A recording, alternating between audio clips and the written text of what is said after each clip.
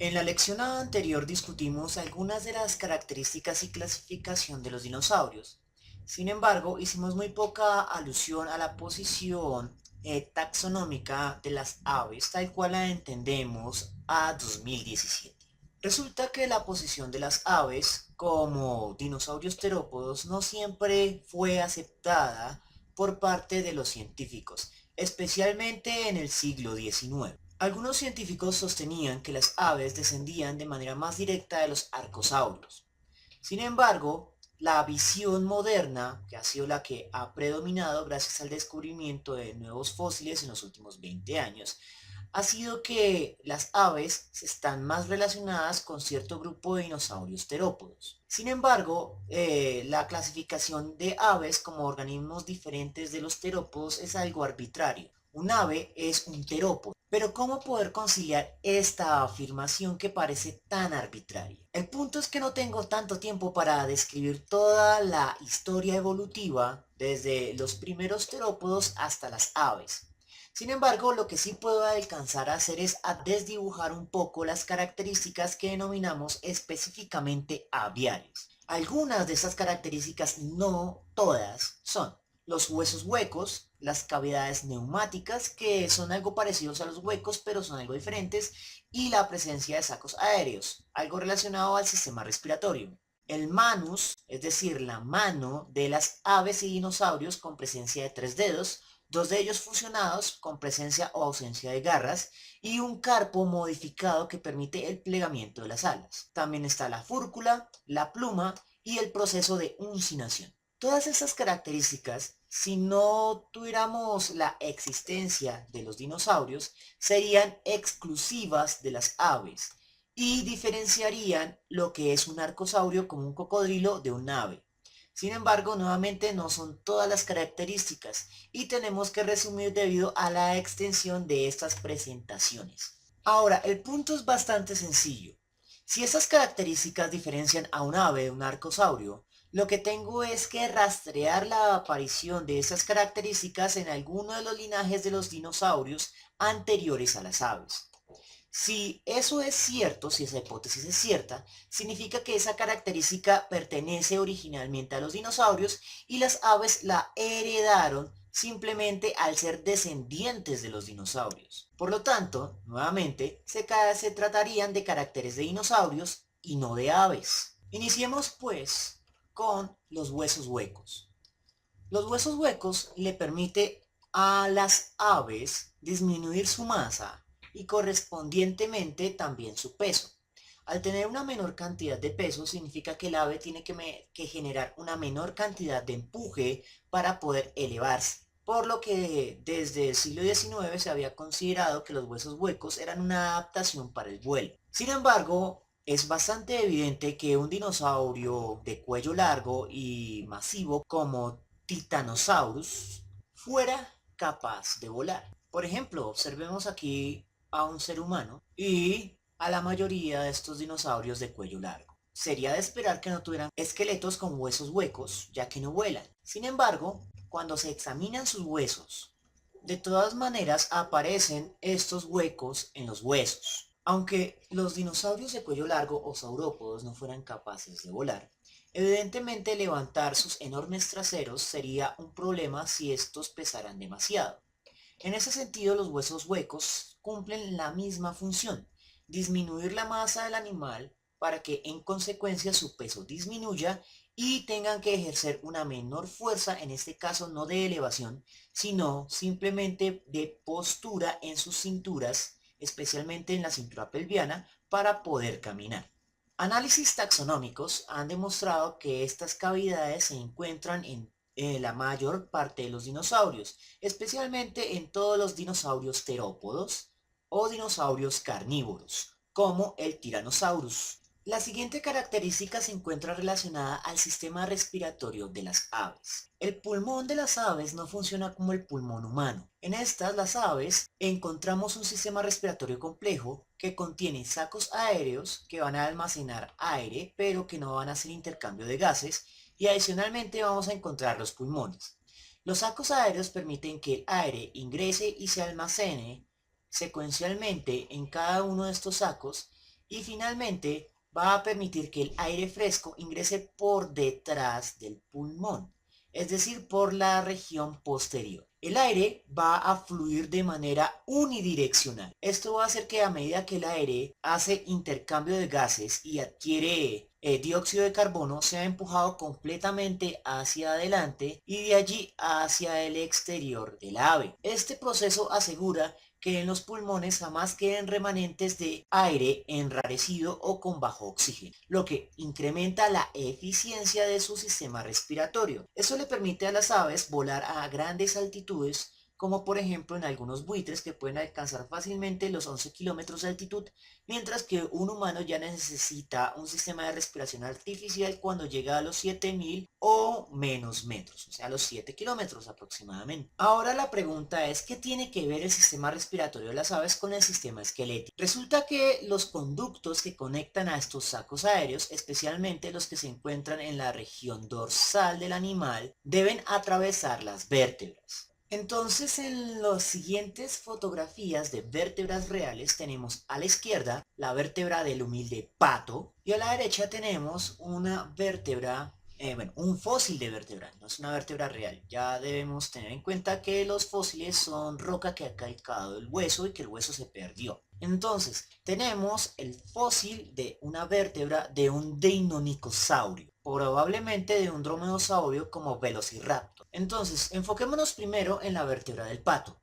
Vamos a tener el orificio por donde pasa la médula nerviosa, pero adicionalmente tenemos 3 cavidades por donde los anatomistas, al ser un pato, saben que pasan los conductos que conectan los sacos aéreos con los pulmones. Cuando se examina el fósil del Velociraptor, vamos a tener nuevamente la cavidad nerviosa y también los orificios para los sacos aéreos, tanto en la región dorsal de la vértebra como en las regiones laterales. Con esto en mente, es razonable asumir que el sistema respiratorio de los dinosaurios esté relacionado con el sistema respiratorio de las aves. Después de todo, no debe ser una coincidencia que se encuentren las mismas estructuras en los mismos lugares. Pero ¿para qué le puede servir a un animal que no vuela un sistema respiratorio extremadamente eficiente? Resulta que los terópodos son depredadores bípedos que evidentemente tendrían que correr para alcanzar a sus presas. Un sistema respiratorio altamente eficiente les permitiría correr con mayor potencia una mayor cantidad de tiempo antes de sofocarse. Por otro lado tenemos el ala. El ala de un ave va a estar constituida por 3 características principales. Plumas, y esas plumas tienen que ser asimétricas para generar elevación. Va a tener un manus de 3 dedos y un carpo modificado. Entonces voy a comenzar por qué es el carpo modificado. El carpo modificado hace referencia a la postura de la mano en la posición de descanso o de vuelo. Cuando un ave se encuentra volando, entonces va a tener sus huesos y especialmente los huesos que conforman la mano de manera desplegada. Son 3 dedos. Sin embargo, cuando se encuentra en la posición de descanso, los huesos de la mano y los huesos del antebrazo se van a plegar de manera paralela. En otras palabras, el ángulo que se forma entre el antebrazo y el manus va a ser muy pequeño. En terópodos relativamente lejanos a las aves tenemos que la posición de descanso del manus es recta con respecto al antebrazo. Significa que el carpo no permite ese giro en la posición de descanso. Sin embargo, cuando observamos el mismo carácter en dinosaurios relativamente relacionados a las aves, como los troodones y los dromeosaurios, la situación cambia. En Compsognathus, entonces, el ángulo entre el manus y el antebrazo es de casi 180 grados. Sin embargo, ese mismo ángulo va disminuyendo a medida que nos acercamos a los maniraptores, más cercanamente emparentados a las aves. Eso significa que la posición de descanso del ala no necesariamente implica que el brazo sea una ala.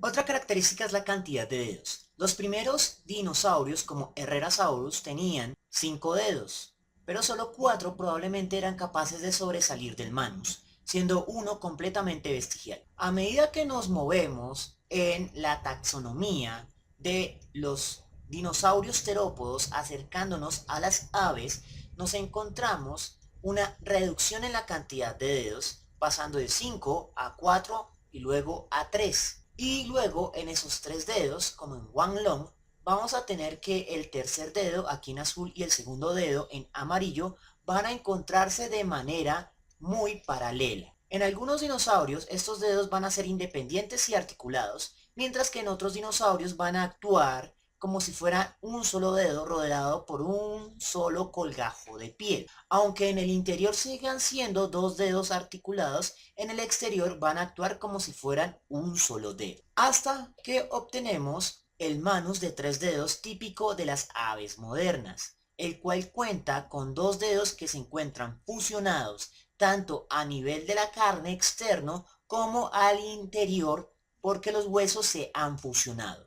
Entonces los dedos 2 y 3 se encuentran fusionados en las aves modernas y el primer dedo sigue siendo independiente. Sin embargo, las garras no se perdieron completamente. Existen aún aves que poseen garras, aunque sea como parte de su desarrollo. En el siguiente modelo parecería que arriba tengo el manus de un dinosaurio con garras y abajo tengo el manus de un ave moderna con la fusión clara entre el dedo 3 y el dedo 2, formando la estructura de vuelo conocida como carpo-metacarpo. Sin embargo, esa afirmación es absolutamente falsa. Lo que tengo arriba es el manus del polluelo de un ave conocida como Hoatzin. Cuando el Hoatzin nace de sus huevos, va a tener un manus con garras en el dedo 1 y el dedo 2. Y adicionalmente va a tener una muy leve fusión entre el dedo 2 y el dedo 3. Pero a medida que el polluelo madura, pierde sus garras y el dedo 2 y el dedo 3 se fusionan para adquirir la forma del manus de un ave moderna. Otra característica que esperamos normalmente como exclusiva de las aves es la fúrcula o huesecillo de la suerte que rompemos para ver quién tiene más suerte y quién cumple sus deseos. Sin embargo, cuando uno se va a los huesos de los dinosaurios, se da cuenta de que la mayoría de los dinosaurios posee fúrculas. En cuanto a las plumas y de hecho también a las alas, el fósil de Anchiornis huxley nos sirve para analizar algo. Si no fuera porque el esqueleto conserva partes blandas, al examinar el esqueleto de estos animales, lo juzgaríamos casi como un dinosaurio normal. Posee segundo dedo hiperextensible o la garra mortal de los velociraptores, posee una cola con huesos, las aves modernas no tienen huesos, posee un cráneo típicamente de reptil con fenestras y dientes, no tiene pico y posee dedos con garras. Adicionalmente, en el vientre posee estos huesos que protegen el vientre, denominados gastralias. Sin embargo, afortunadamente el resto del esqueleto viene con otras cosillas, y son plumas, plumas, plumas, tanto en el manus, en la cola, y también en las extremidades posteriores. Es poco probable que estas plumas puedan generar elevación, principalmente porque carecen de otras características no tan visibles que le permiten el vuelo a las aves. Una de esas características es que la pluma no sea simétrica. La asimetría es el mismo principio que le permite a las alas de los aviones generar elevación. Asimetría significa literalmente que se trata de una estructura que posee formas diferentes. En las alas de los aviones y en las plumas de las aves, uno de los lados es más abultado y el otro es relativamente más plano. Eso le permite al viento que pasa por debajo hacerlo más rápido, pero al que pasa por encima lo hace más lento. Esto hace que la cantidad de viento o de masa de viento que se encuentra por debajo del ala sea mucho mayor y la que se encuentra por arriba sea mucho menor, lo cual genera una fuerza de elevación. Si la pluma no es asimétrica, entonces no se genera elevación con tanta facilidad, lo cual impediría un vuelo autoimpulsado. Adicionalmente, los paleontólogos nos informan que la longitud del brazo no es lo suficientemente grande como para generar una elevación. Anchiornis, por lo tanto, sería más probable un planeador al estilo de las ardillas planeadoras, que son capaces de controlar su caída. Plumas más primitivas que no sirven ni siquiera para aminorar la caída han sido encontrados en dinosaurios un poco más distanciados de las aves como Wan Long o Di Long, por lo que su función sería o estaría más relacionada con el mantenimiento del calor interno, semejante al cabello en los mamíferos. Para finalizar, aunque no son todos los caracteres, vuelvo a decir, esto es solo un resumen, tenemos el proceso de uncinación. El proceso de uncinación son una serie de proyecciones de las costillas que le permiten al sistema esquelético tener una mayor superficie para anclar una mayor cantidad de músculo. En las aves modernas, el proceso de uncinación va a estar relacionado con la quilla, a la cual nosotros denominamos simplemente como la pechuga. Y entonces la función es evidente para todo el que haya comido pechuga. Va a permitir el anclaje de los músculos que permiten la elevación. Ahora bien, si observamos el esqueleto de dinosaurios relacionados con las aves como Velociraptor, nos damos cuenta de que el proceso de uncinación se nos hace presentes. Entonces, en Velociraptor lo que tenemos es también un brazo en la postura de ala, pero con una longitud que le impediría funcionar como ala. Tenemos también el proceso de uncinación. Pero si no vuela, ¿para qué le sirve la uncinación a esos animales? Nuevamente, la respuesta tiene que ver con que son depredadores bípedos. El proceso de uncinación serviría en este caso para incrementar la masa muscular de las intercostales, lo cual permitiría una respiración más potente. La evolución posterior de las aves tampoco es un proceso abrupto. Por ejemplo, miremos en este caso Sapeornis, en el cual tenemos una cola corta semejante al de las aves modernas, pero aún seguimos teniendo dedos con garras, también poseemos gastralias y todavía tenemos dientes y un cráneo con fenestras. En comparación, el cráneo de las aves modernas tiende a ser muchísimo más sólido. Han desaparecido las fenestras posteriores a las órbitas, han desaparecido las gastralia y toda la zona de la pelvis y el tórax se encuentran mucho más unidos para generar una estructura más rígida. Otro detalle es que la rodilla se encuentra en el interior de la masa corporal. Por lo tanto, estos animales no corren por medio de la pelvis, sino por medio de la rodilla. Por eso solo notamos una sola articulación que sale en las patas de las aves. Y finalmente, la quilla prominente, de donde se anclan los músculos de vuelo y de respiración en las aves modernas y que están ausentes tanto en los dinosaurios emparentados con las aves y también en las aves primitivas como Sapeornis. Bien, podría discutir una mayor cantidad de detalles del esqueleto en la transición dinosaurio y ave, pero se me acabó el tiempo y nuevamente no alcancé a discutir sobre los mamíferos, que serán el tema de la siguiente presentación.